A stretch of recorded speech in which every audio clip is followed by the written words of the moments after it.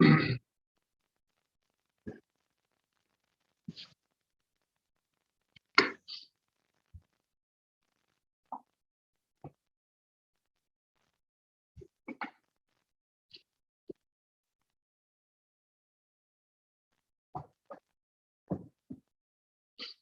it.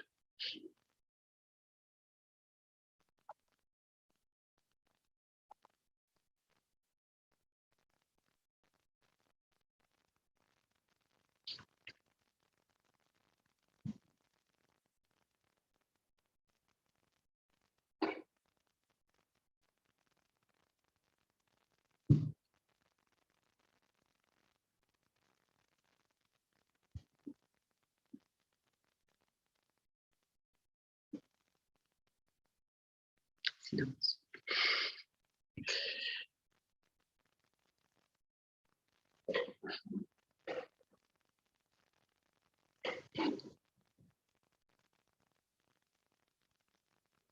I still wait 1 minute and then we start.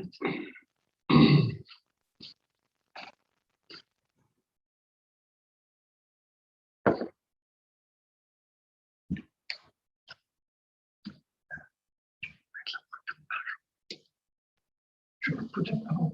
You put the PowerPoint. Okay.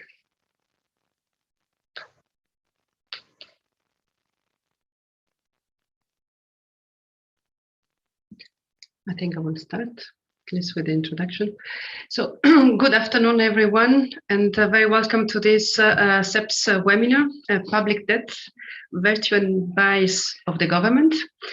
And the catalyst for this webinar is a book, The Macroeconomics of Debt, Europe's Blind Spot. This is a book which has been recently published on SEP's website, and it is available for free download on SEP's website. And I'm very pleased to have the authors sitting around this table. Anton Brender, Chief Economist at Candriam, Florence Pisani, Global Head of Economic Research at Candriam, and Émile Gagnat, Economist at Candriam. And in addition to the other, I'm very pleased to have Xavier Desbrun. He is advisor at the National Bank of Belgium and is also member of the board of the European Fiscal Board. And then Diane Gross is member of the board of SEPS and distinguished fellow. I have to say I'm also very happy to have all the speakers sitting around the table. So this is the first time that we have a webinar in this format. So it's nice to have at least some personal interaction. I hope you will enjoy the webinar and you can hear us well. If you have any question, please do not hesitate to type in questions using the Q&A function, which is at the bottom of the screen. I will now give the floor to Anton to present the book. Anton, the floor is yours. Thank you very much. Thank you very much for organizing this. And I will try to be as brief as possible. The idea was to put the public debt issue in perspective by trying to show in what macroeconomic context it fits. So just to insist on the fact that things are rather simple if you keep this in mind, what we try to do starts from one accounting identity that we believe is essential. One person's assets is another person's liabilities. Total financial assets have to be equal to total financial liabilities. This is very basic. What we try to do is to unfold the reasoning starting from households' assets. It's gross assets, total financial assets of households. Why do we start with households and we don't look at firms or governments? Because households are the only economic agent who is supposed to accumulate financial assets. Firms are supposed to accumulate real assets, and they do so. Governments usually accumulate debt, but some governments have sovereign debt, sovereign wealth funds, of course, whose purpose is to accumulate assets. They are mainly located in emerging economies. So we consider that governments do not accumulate assets. So the accumulation of financial assets takes place mainly on the household side. So household financial assets usually consist of deposits and currencies, and a lot of this goes through insurance, pension funds. What we do is just consider those as being intermediaries, And so the liabilities of those two sectors, saving collectors and banking, and the banking sector are the counterpart of the assets household hold. And those intermediaries reinvest, have assets for the account of households. And those assets consist either of equities or debt securities or loans in the case of banks. And they are financing the liabilities of non-financial agents, governments, non-financial corporations, and other households, because on one side you have household financial assets, but households also have liabilities. So we look at them also on the other side. For non-financial corporations, you have to take into account the fact that what matters here is the net liabilities of household corporations, because some firms have assets, financial assets, that are the counterpart of other firms' liabilities. So, to sum it up, household financial assets are the counterpart of government, non-financial corps, and households' financial liabilities. Now, and of course, some households may hold directly the liabilities of those if they buy them on the bond market or on the stock market. Now, this being said, the key thing is that for the economy to be at full employment, what is necessary is for liabilities to have been issued that correspond to the amount of savings of financial assets households are asking when they have their full employment income. So for the economy to be at full employment, there has to be the right amount of liabilities issued. This is the first thing we derive from this accounting identity. Second thing, it's an observation. That is, when we looked carefully at how households accumulate their financial assets, that is, each year, each quarter, each day, they set some money aside. What do they buy? What do they hold? What do they buy? Sorry, it's a flow. And here, things are a bit surprising, actually tended to surprise us first, but the flow of financial investment generates mostly a demand for debt claims. We illustrate this by looking here just at two examples, the US and the euro area. The green bars represent the deposit and debt claims, that is the debt claims of households in the US, in the euro area. And you see that you have a long time series for the US, shorter for the euro area. But the idea is simple. And when you look at it on a country by country basis, it's very much alike. The bulk of household financial investments, the flow of investment, goes into deposits and debt claims. That is called for the issuance of debt claims. Actually, it's even clearer if you look at the US. The net equity buying by households is negative in the US. On the long term, it shouldn't be a surprise because it is well known that firms in the US are buying back their equity. So households, to sum it up, are net buyers of call for the issuance as a counterpart to the claims they accumulate of debt liabilities. And a consequence, because people are worried about the increase in debt at the world level, whether public or private debt, whenever debt goes up, people start to worry. What we say is that you keep in mind that the accumulation of debt claims calls for accumulation of debt liabilities. Well, you shouldn't be surprised if debt as a ratio to GDP increases, just because it is just the same thing looking from one from one side or from the other. So what you have here is a change in the stock of debt claims as a ratio of GDP, depending on two numbers. One, small s, is a flow as a percent of GDP of money set aside by households that calls for the issuance of debt liabilities, that is consisting in debt claims. So 6% of GDP, and G equals 4% is just the rate of growth of GDP in nominal terms. And you see that, the arithmetics tells us that this thing converges towards 160% or something close to 160% of GDP. This tells you that if households do accumulate at a stable pace financial claims, Well, the amount of claims as a ratio of GDP is going to converge to a certain level. What is important also to keep in mind is that the lower the pace of growth of the economy, the higher the level debt will converge to.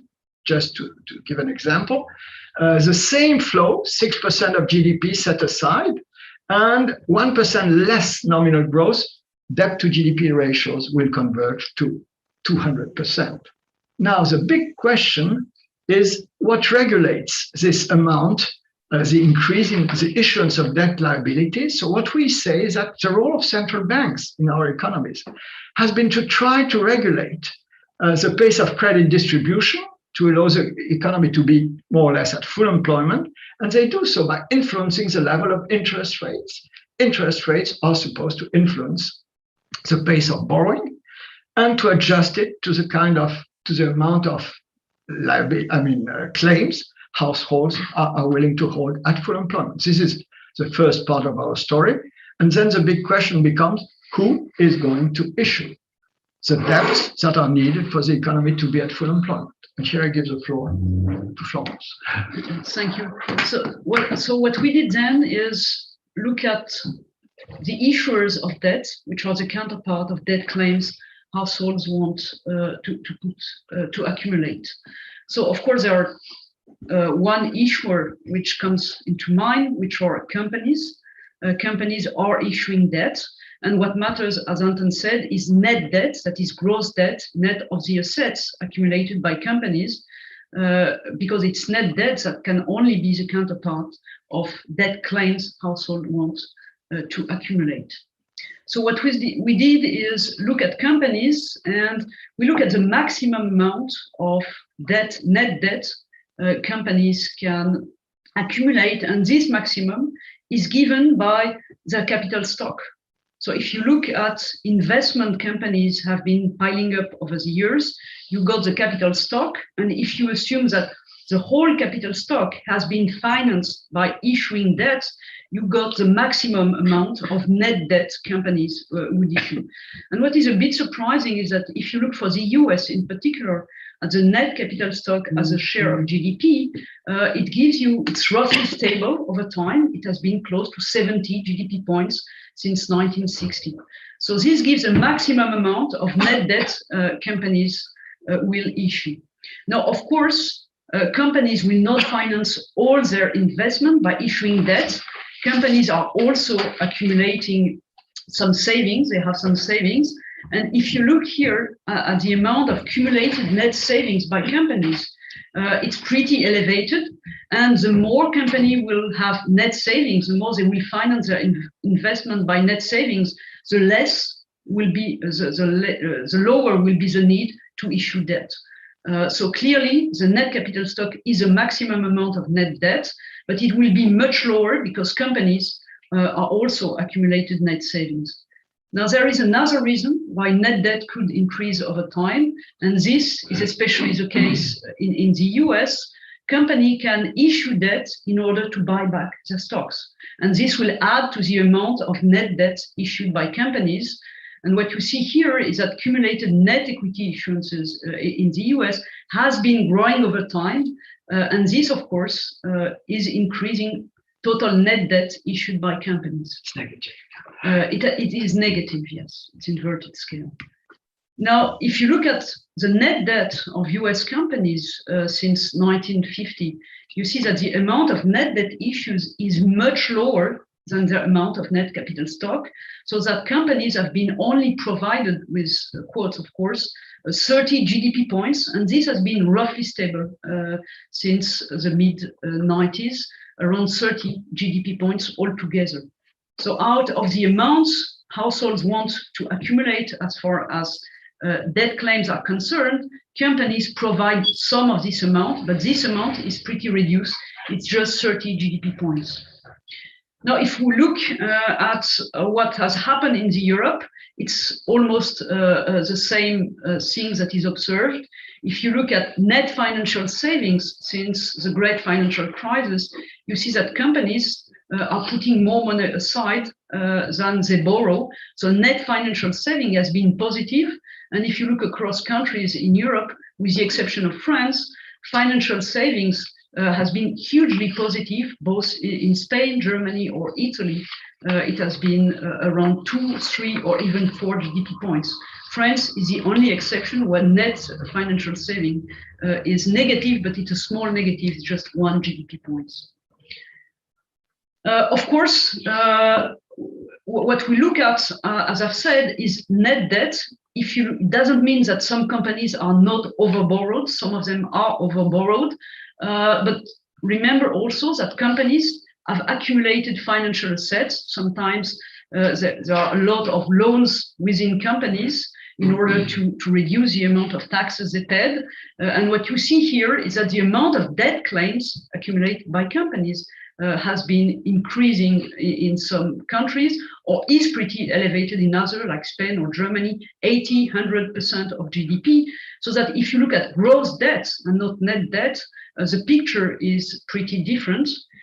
But if you look at what companies are providing in terms of net debt that households can accumulate as claims, you see that the amount of net debt is for each country, as in the US, between 20 and 40 GDP points. So altogether, companies have only provided 20 to 40 GDP points. Now, the second thing we look at now is household debt.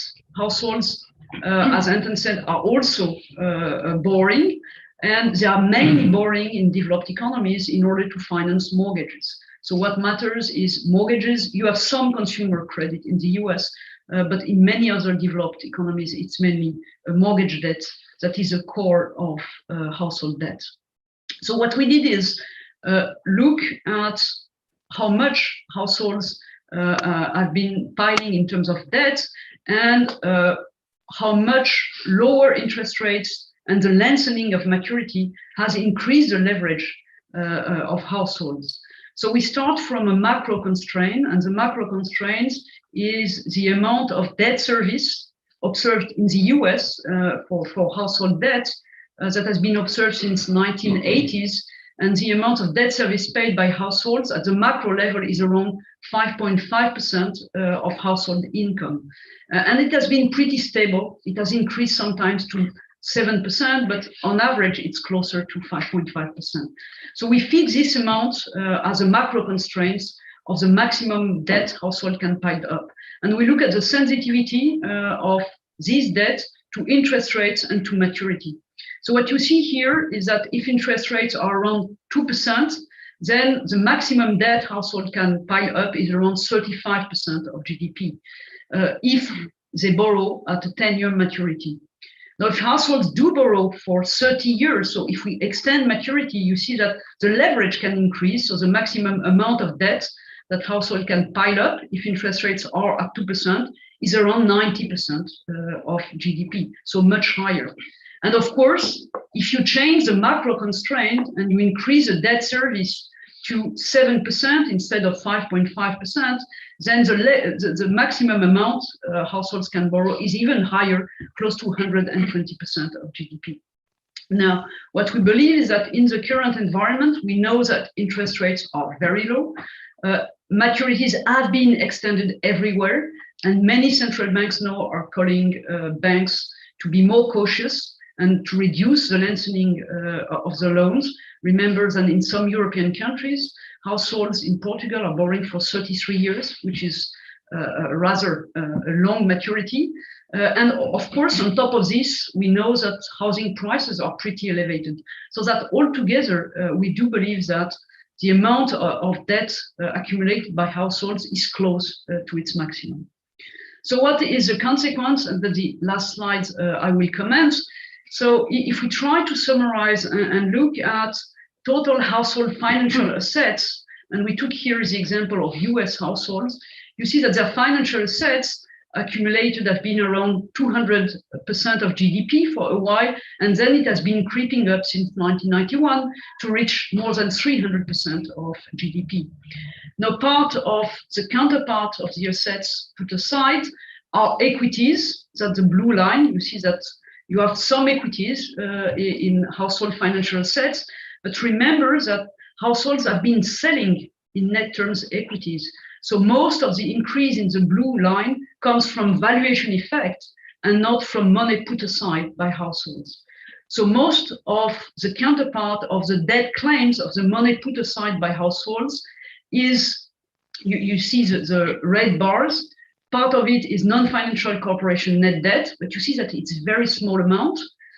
Part of the counterpart has been provided by households piling up debts. That's the green line up until the great financial crisis. But you see that since then, the green bars have started to decrease.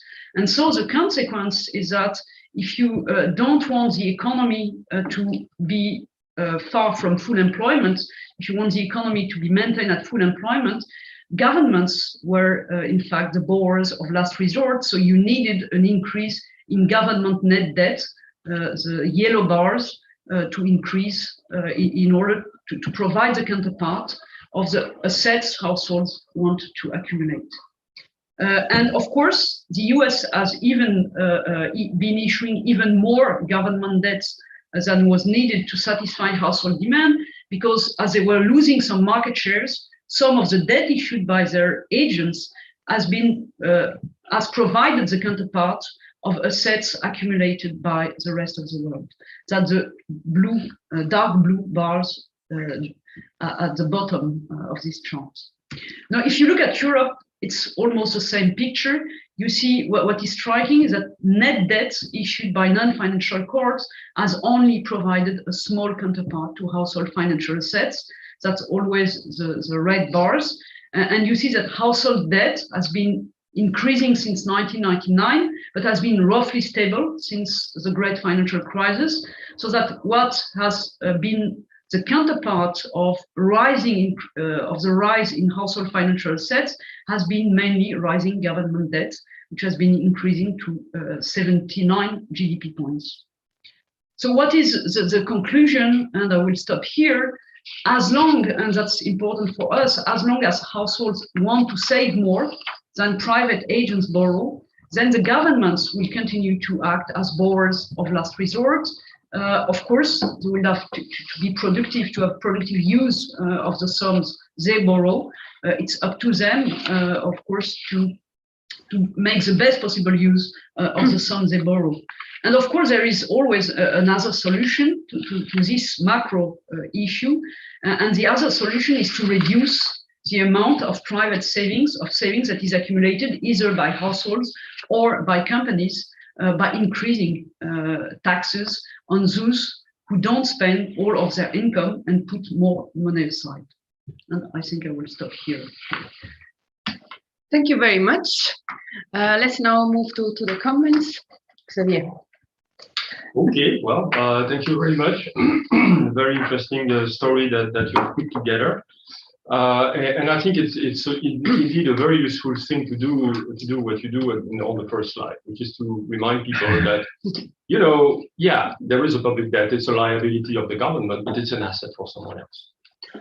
And then you develop that narrative. You have a constellation of very interesting stylized facts, which I find very, very interesting. So my approach here is to view things more in terms of what does it mean for policymakers. And my sense is that if I'm a policymaker and that I take this at face value, I keep only one slide in mind, which is that, you know, I'm the residual claimant. I'm the government. I'm the residual borrower. It's not my fault. I mean, it's those guys saving too much. Of course, I could tax them, but it's unpopular. I don't like doing this, and so on and so forth. So sorry, it's not my fault. It's those guys saving too much, and so I have to be the one ultimately ensuring that there is this macro economic equilibrium or balance. So the story is very nice, it holds together, but we forget one condition. I mean, I'm sure you discussed it, but you didn't discuss it here, which is that there is only so much debt you can have before a debt claim remains really an asset for someone.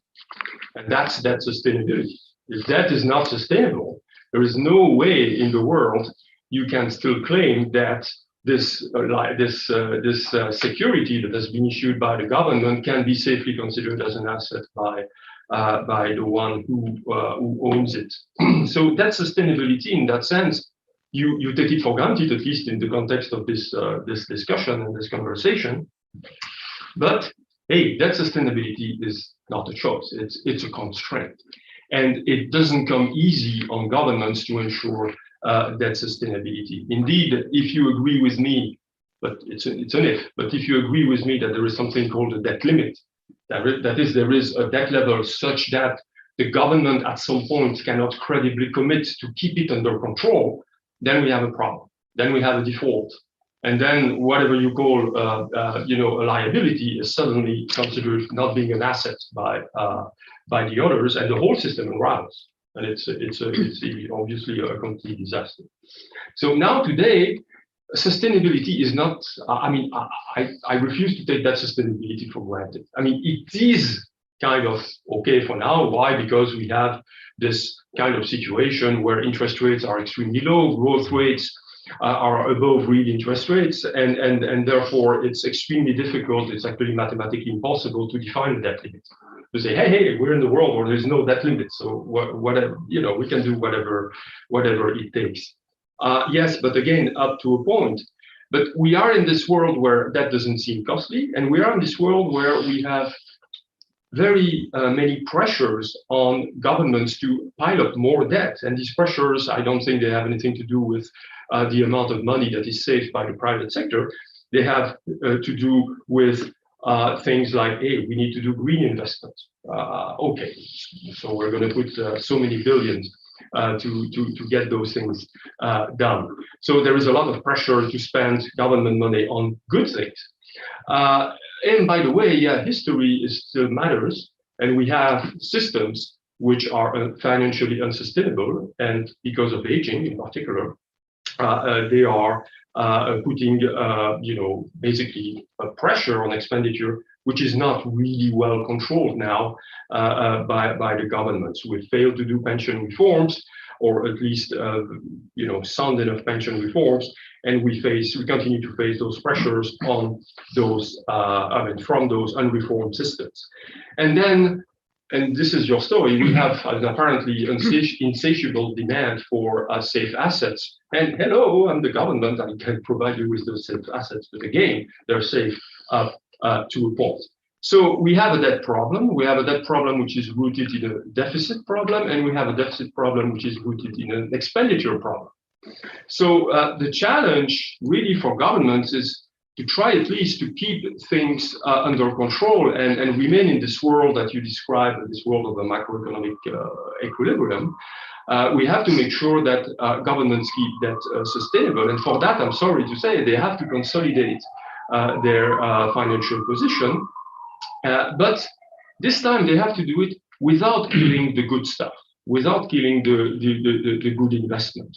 Because if you look at the past, I mean, it's pretty clear that in most countries, those deficit reductions exercises have been done or have been detrimental to discretionary spending, and in particular, all the good things, good public investment that you can do by issuing public debt.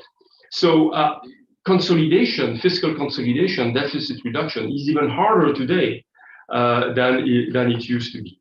So credibility is even more at risk, not just from the debt level, but from the political difficulty to actually enact an adjustment which will ultimately deliver that sustainability, and therefore make sure that indeed, as you said in your first slide, a debt security issued by the government is also considered as an asset. And this is why I will, of course, conclude on what has been my sort of, trademark, if I may say, for many years, which is to talk about how do you commit to maintain that sustainability. And even though it's a very imperfect instrument, I mean, the best thing we've found so far is to make sure that governments can commit to some kind of rules limiting their debt and deficits. And this is why, because we have a debt problem anchored in an expenditure problem, institutions like the other one I belong to, which is the European Fiscal Board, have been arguing in favor of fiscal rules that are really anchored in public debt. That is, you make sure that the rule, if it is followed, will deliver a debt trajectory that can be considered sustainable, that is, that can be kept under control under plausible political assumptions by the government, and a rule that is operationalized through spending limits, because this is where the problem is. I mean, you can raise taxation in some countries, Ireland, for instance, but not everywhere. So we have an issue also with the footprint of taxation on the macroeconomy. And finally, even though I'm not a big fan of golden rules, I mean, you have to try to find some way to incentivize the avoidance of cutting those goods expenditure. So without going as far as a golden rule, which personally I don't like, you need to find a way to encourage governments to stick to the rule, but without cutting on those good things that they indeed really need to do, if only to save our planet from climate change. I will stop here. Many thanks, Xavier, and many thanks also for making the link between the macroeconomics and the current policy debate. I'm now moving to Daniel.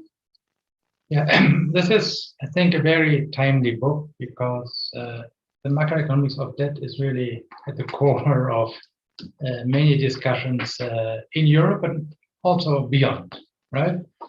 How do we look at that? Can it be maintained? Can we maintain its sustainability? Its main attribute of being low risk. These are, I think, these are the core issues of fiscal policy today. What I like about this book is that it's very careful in providing the data on some of the key issues. And some of them are surprising and maybe themselves perhaps a bit more attention. You couldn't, of course, do it in the little time that you have, Anton. But let me just mention two of those. There's, of course, the internal problem, flows versus stock. And I think implicitly your argument is one about flows. So when at full employment, households demand an additional supply of flow of assets, right, which only the government can provide, right?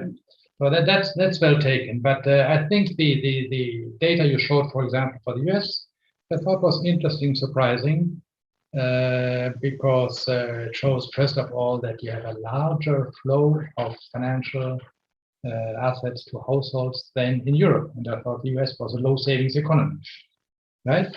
And secondly, you commented on that very briefly. We saw that the net purchases of equity by households in the US are negative, but positive in Europe.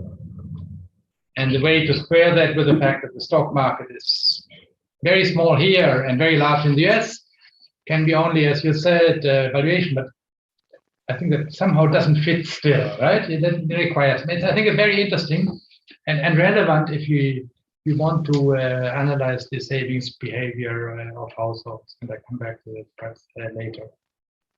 What I also found very interesting was the analysis of the financial assets and liabilities of the corporate sector, the differences in Europe.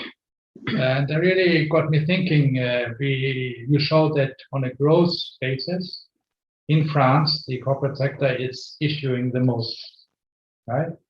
And on the net basis, the least. Okay, right? What does that imply? Now, you say the net is important for the households, right? My question marks, they always, but the households also own the companies, right? So if I own something, then I have another debt claim on that, right? Why should I care, right?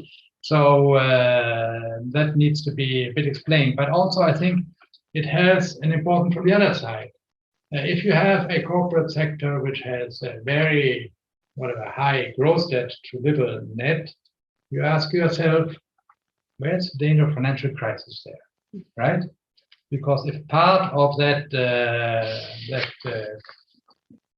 these assets which they hold as a counterpart to their liabilities, if they become uncertain, right?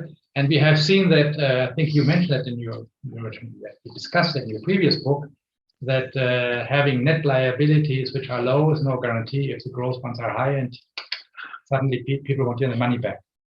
So I think I understand that you want to look at the net demand by households, but that should be somehow take into account the danger that arises when you have these very large gross to net positions.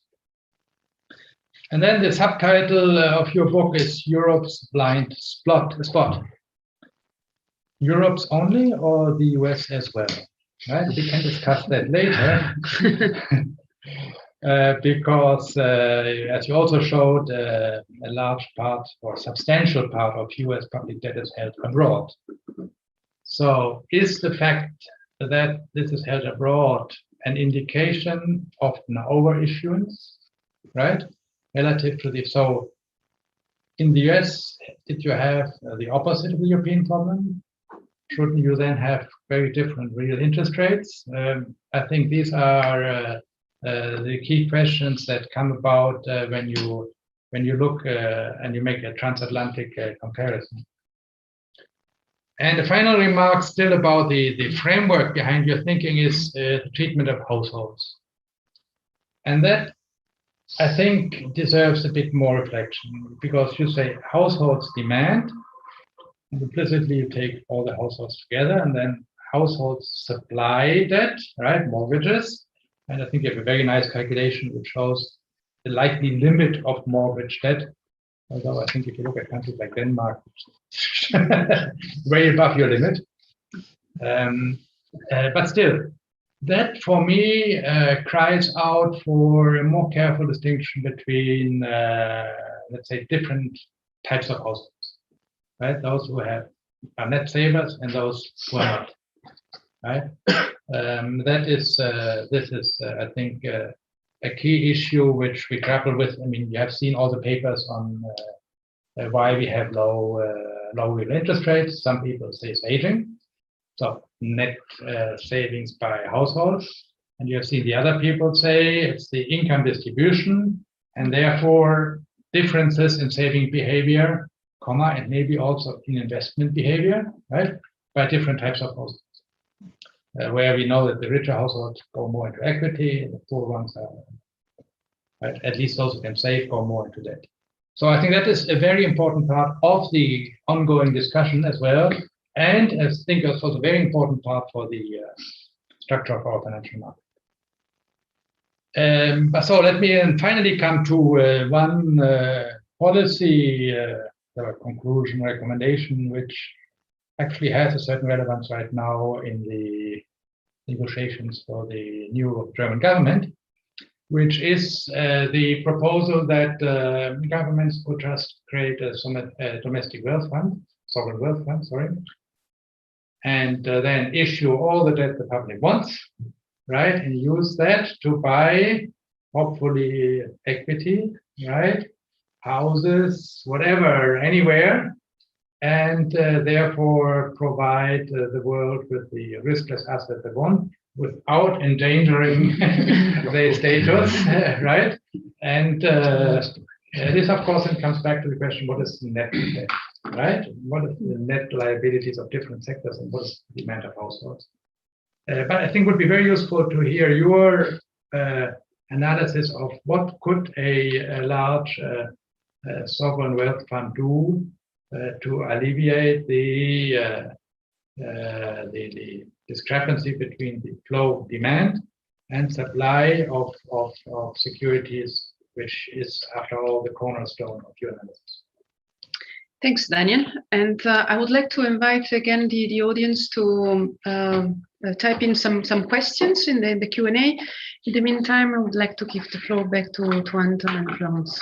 Thank you. So I will start maybe by answering some of Xavier's remarks. We try to make it very short because of the time constraint, but we wouldn't like to look too naive still. That is, first thing I want to correct, our story is not about a demand for safe assets, because that's one of the stories that appears often. What we say is that if households accumulate assets, you need liabilities. It can be government liabilities, it can be firms liabilities, it can be other households liabilities. That's the first point. Two, financial crises could occur because governments go too much into debt. But up to now, what we've seen is more often households going too much into debt. And provoking debt crisis. I mean, we witnessed that in 2008, both in Spain and in the US and in Ireland and so on. So you always have to put into balance household debt sustainability and government debt sustainability. What we say is that there is no, and here I think we agree, there is no magic number that will tell us how much public debt to GDP is sustainable and when does it get unsustainable. So what we say is that, and here again I want to be clear, we have a whole chapter on this, governments have to keep control of their debt trajectory. They have to be able to correct the trajectory as soon as the cost of the indebtedness starts to increase and imply a very dangerous spiraling of the debt to GDP ratio. Okay, so we believe that governments have to keep debt under control. There is a limit, but we don't know where it is. But the governments will feel it. I mean, should at least. And what we say, though, is that they have more leeway right now than we believe. And that they believed, and the proof is that the debt to GDP ratios have jumped without anybody thinking about it. Now, some people say, well, there is a lot of leeway, and this provides, will make governments irresponsible. What we say is exactly the opposite. This leeway now makes government even more responsible on what they will do with both the increase in their indebtedness and also with the taxes they levy. Because you have a lot of investments that need to be done. You mentioned the greening, but you can think of many other investments. And it's an opportunity that is given to us, to governments, as long as interest rates are low. It calls for a borrower of last resort. And the choice is having more debt being paid by households, taking the risk of another household triggered financial crisis, and with all the consequences on inequalities in our societies, or having governments going into more indebtedness if necessary, because remember, you don't have to go into more debt forever. It's just to keep the amount of debt to GDP that is accumulated equal to the amount of assets households want to hold. And this seems to have stabilized. So what is needed is just to keep it where it is, which doesn't imply necessarily an increase in public debt, a continuous increase in debt to GDP ratios. So the question is, can government make a good use of these opportunities they have right now? And we believe it's a huge challenge, and many governments are not equipped to do it. And the challenge is for them to get equipped, to use this opportunity and try to do the kind of spending that will save more spending tomorrow. Because what we learned, and that's the last point I will make, during this pandemic, is that governments are not only the borrowers of last resort, they are also the insurers of last resort. So things that will occur in 20 years can cost a lot to governments, and they could cut those costs by doing the right things today. And what we say is that they have an opportunity to do so. The question, I repeat, is will they seize this opportunity, and are they equipped to manage this thing in a sensible way? Don't you want to answer to someone? Yeah, so one of Daniel's remarks maybe about gross debt and net debt, especially for French companies. Now, there are a lot of studies in France, and especially one coming from Bank of France, showing why you have such an amount of gross debt of French companies. And if you look into the details, you see that it's mainly intercompany debt. So it's big companies lending to their subsidiaries, mainly to take advantage of some fiscal rules. So you have to be very careful in France when you are looking at gross debt. It's much less worrying when you look into the details, because it's mainly intercompany, big firms relending to subsidiaries located in other countries than in France, with lower fiscal burden. Okay, many thanks. There are a couple of questions in the chat, and unless, do you want to add anything else? I think otherwise we move to the questions. Well, we mentioned the sovereign wealth funds at the very beginning. We thought of sovereign wealth funds, are being an asset accumulator for emerging countries, mainly for commodity producing countries, which makes a lot of sense. To be frank, we haven't thought of it for developed economies. We don't exactly see, what they would provide if they start to accumulate financial assets. But then they provide very simple. That's what the Swiss do with their central bank, right? Well, which has accumulated financial assets of 100+% of GDP, right? And therefore, you have a lot of liabilities which you can give to the Swiss and the national public. Yeah, because the Swiss economy has been accumulating current account surpluses for decades, and somebody has to take the risk, and the central bank is doing it. They take a huge currency risk. That's exactly as the Chinese. It's not. I wouldn't call this a sovereign wealth fund. I would call this a national risk taker, exactly like the Bank of China. But still, the question is, let's say, if the German government were to do it. People say Germany does not provide, the German government doesn't provide enough bunds, right? Yeah. Right? People want to accumulate bunds, right? Germans and others, right? So in order to do that, they could just issue lots of them, let's say 1,000 billion, and go on a buying spree, which could be partially in Germany and partially outside. Would that solve the blind spot? It would solve the blind spot if companies start to issue equities and issue enough equities. Otherwise, the only impact will be higher price of assets. So the sovereign wealth fund takes a risk. In the middle, they will take some risks. But what will they buy? They will buy real estate, so it will push real estate prices up, exactly what we observed when households are buying houses. Or it will push equity prices up unless companies start to issue more equities. Which they don't. But, okay, your framework, the first order impact is there are more government debt securities available for the private sector, right? And so that should solve at least the original sin which you identified, right? Why would an increase in the stock market price offset that? Right? That's the question. So I think that this is one thing we should really think about in Europe. If you really, or other countries, if you really think that this is the key issue, that households want to have more debt security they can buy, you explain why the corporate sector doesn't provide them, and other households also have their limitations, right? If the government then does it this way, right, without necessarily increasing its net debt. But then those who collect the money, that the household, that the government is going to spend, will have some assets to set aside. And you won't solve the problem. No. Because the government will pay somebody to buy, you sell the equity. Well, that's one thing.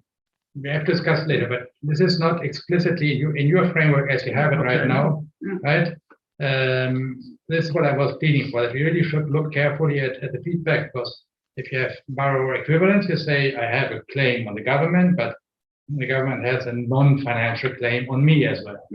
And your argument so far was always in terms of financial claims and financial assets the household want to have, right? Okay. Not about implicit liabilities and other things that people might have and which might influence their savings and investment and their consumption behavior, right?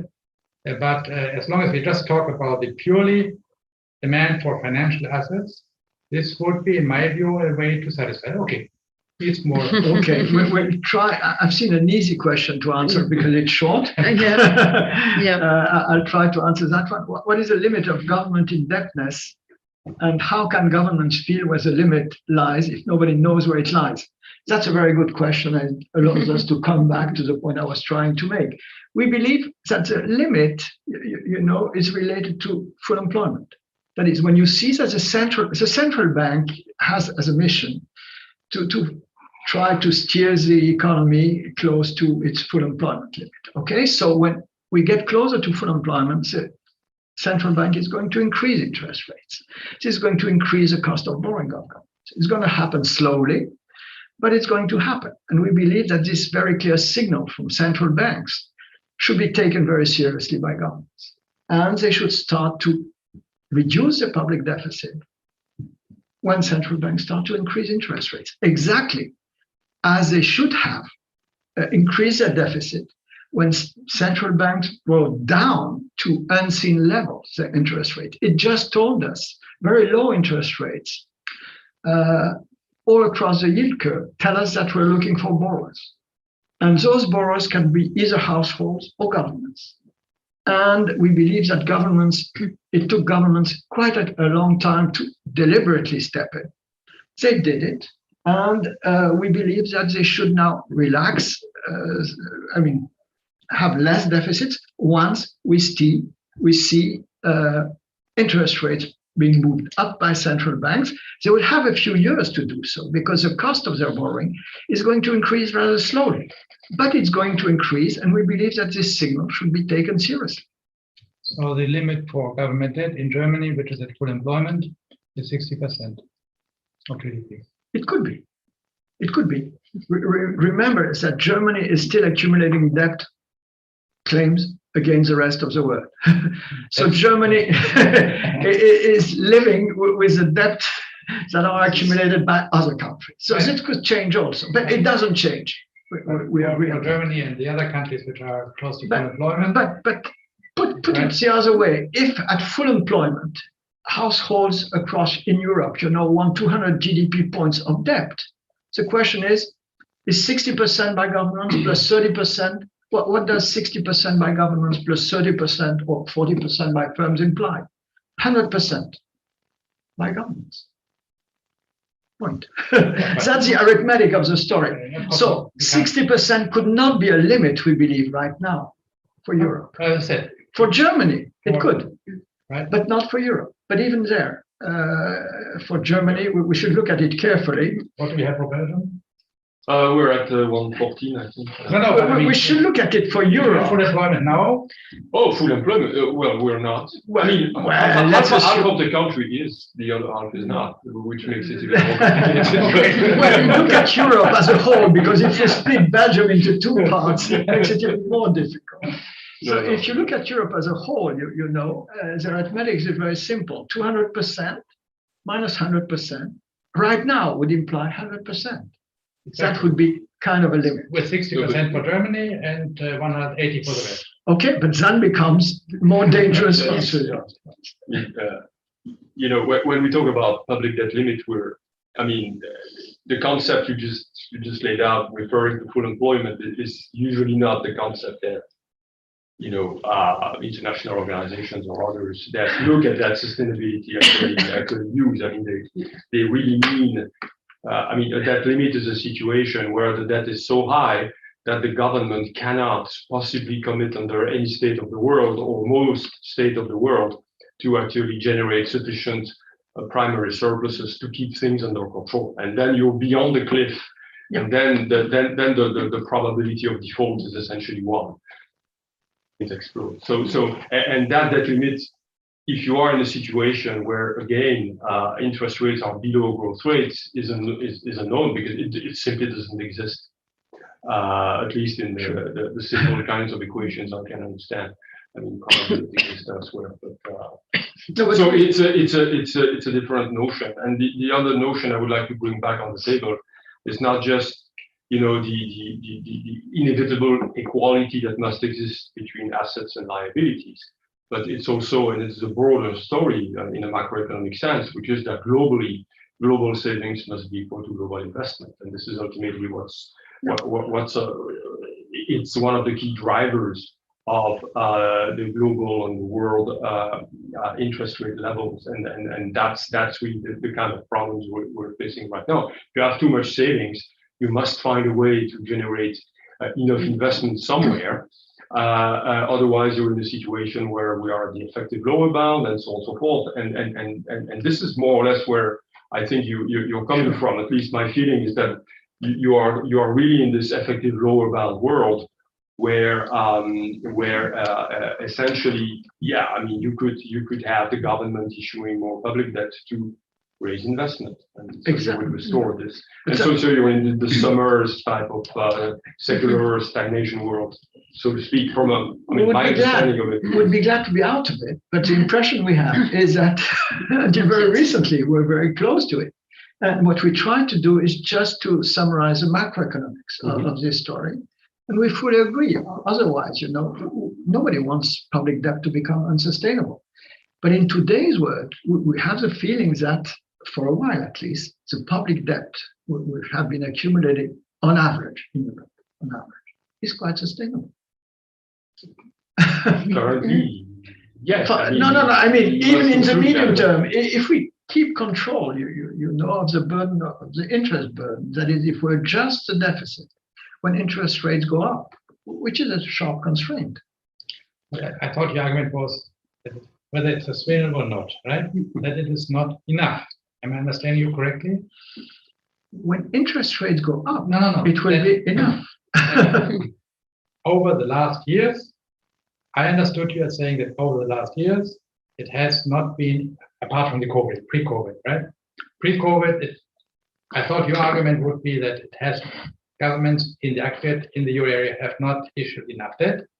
My question was whether you could say the same about the United States. Just one correction. Our argument was mainly that we have been trying to curb our deficits in a very ill-timed manner 10 years ago. That was a key problem because we didn't look at the macroeconomics of the story.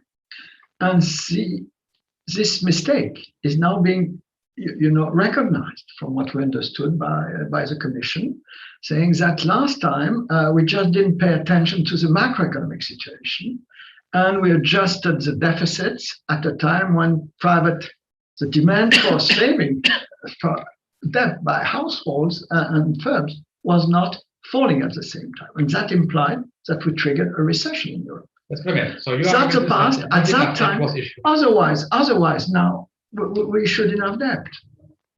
But your argument is over the last 10 years, until COVID, we did not issue enough debt in Europe. Especially at the beginning of this decade. And that's okay. Yeah, Absolutely. Absolutely. Right? And for the US? More or less, they issued enough. They issued enough. If you look, they continued to grow, and they were almost at full employment, even in 2012, which was not the case in Europe. Okay, so that absolutely. Absolutely, you're correct. Right? Yeah. And the question was whether the fact that a lot of US debt net is held abroad, whether that could be taken as an indication that they have issued actually perhaps a little bit too much. We don't believe so. It tells you that they've been losing. You have to separate two things. You issue too much debt and you lose market shares, or do you grow faster than the rest of the world?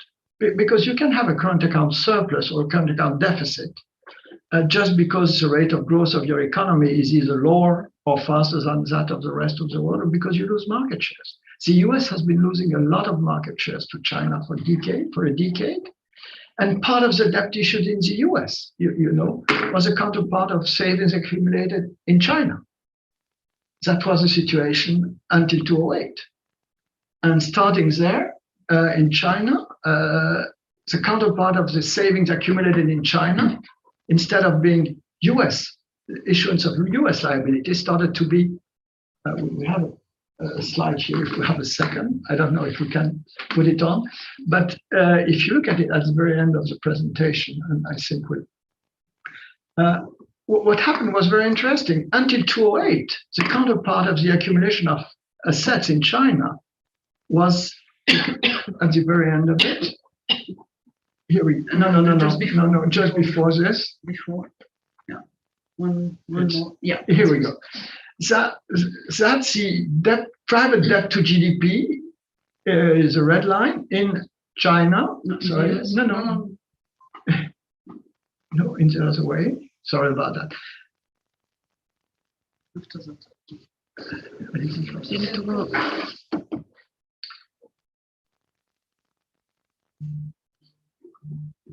Non, Encore une. slideshow. Encore. Voilà. Voilà. This is it. The red line was the accumulation of private debt in the US until the great financial crisis. And the blue line was accumulation of private debt in China until the great financial crisis. The Chinese households in particular were accumulating savings, but the counterpart of those savings was provided by debt of US households until then. Now, all of a sudden, the accumulation of debt as a share of GDP in the US falls. And from then on, the Chinese had no choice to support the growth of their economy, but to increase the pace at which debt was accumulating in China. And this led, of course, to the same kind of problems of unsustainability as the ones we're familiar with, actually not in the public sector, but in the private sector. But the story is always the same. You have to provide the liabilities the private sector wants to accumulate in order to keep the economy at full employment. It was done within China at that time. Up to then, it was done outside because the Chinese were gaining market shares and accumulating foreign debt, like the Swiss. And the Germans, by the way. So much. Okay, it's 3. There are just a couple of questions. Maybe we can address them quickly, and then we close. There was a quite long initial question, which is basically was highlighting the fact that it's important to include the analysis on non-financial corporation savings. And basically, if I understand correctly, the long question, the point is that so instead of having a situation whereby savings are in search of debt, it may not be the story that actually there is a demand. The demand for debt creates liquidity, and then banks deposit in the financial system, and then financial assets to invest, which can lead then to bubble. Well, we agree. I mean, we all well know that it's loans that make deposits, and some loans can create bubbles, and some deposits can increase liquidity and be used to buy assets and so on. So we fully agree on that point. Okay, and then there was another question, which is that a sin or a manner to obtain full employment? That's also an interesting question. We believe that it's both. You can view it as a sin if you believe that we're borrowing too much, but this sin may be necessary when the government is a borrower of last resort to keep the economy at full employment. And we believe that interest rates that are controlled by central banks right now give us a good idea of whether there is a need for a borrower of last resort. And then in order for this not to be too much of a sin, what we say is that the use made of the borrowing should be something more positive than negative, especially if you look at the future. Okay, I think this is actually a nice sentence to close the entire presentation, which is positive. I would like to thank all the speakers with me and all those who followed us for this hour of discussion. Many thanks.